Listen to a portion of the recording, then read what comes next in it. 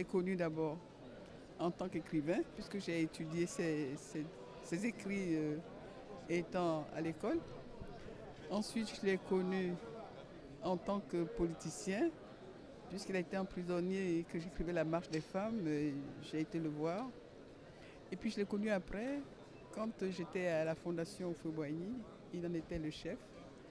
De sorte que j'ai connu plusieurs facettes de l'homme et je considère que je suis heureuse de voir l'aboutissement de ce qu'il a fait et ce prix qui vient couronner sa vie.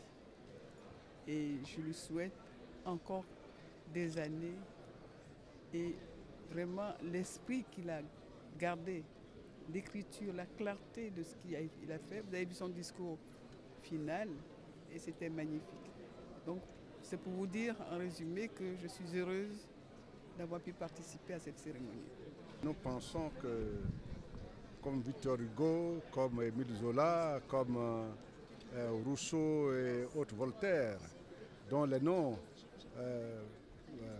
indiquent des rues en France, la Côte d'Ivoire, dans les semaines à venir, va commencer, ne serait-ce que par une rue à Cocody.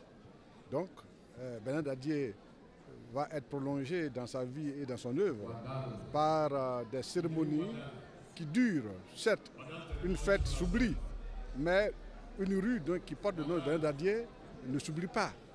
Nous avons un grand prix au niveau du ministère de la Culture qui va porter le nom de Bernard Dadier. Et nous avons d'autres activités que nous ferons avec l'Université Félix Houphouët-Boigny d'Abidjan, avec l'Académie des sciences et culture ESA de Diaspora.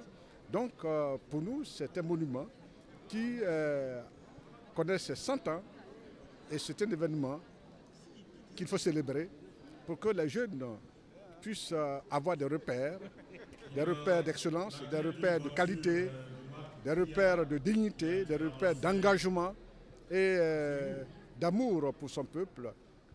L'humanisme dont il est le porteur à travers sa plume, à travers son engagement littéraire, est un humanisme de la justice et de l'amour entre les peuples. Et c'est cela que l'UNESCO célèbre et c'est à cela que le ministère de la Culture s'associe. Est-ce que vous savez qu'il y a à peu près le tiers de ce monde dehors qui n'a pas pu rentrer? C'est au-delà de nos attentes. Nous avons espéré avoir 1000 personnes dans cette salle de 1500, mais nous avons eu près de 3000 personnes. On était dépassés. Cela prouve l'importance et la qualité du travail fait par M. Dadier. Et je crois que ce déferlement populaire est une preuve, un témoignage de la grandeur de l'œuvre de M. Dadier. Non seulement pour la construction des savoirs, comme je l'ai dit dans mon discours, mais surtout au-delà de tout ce qui concerne la littérature, son œuvre humaniste dans le rapprochement des peuples.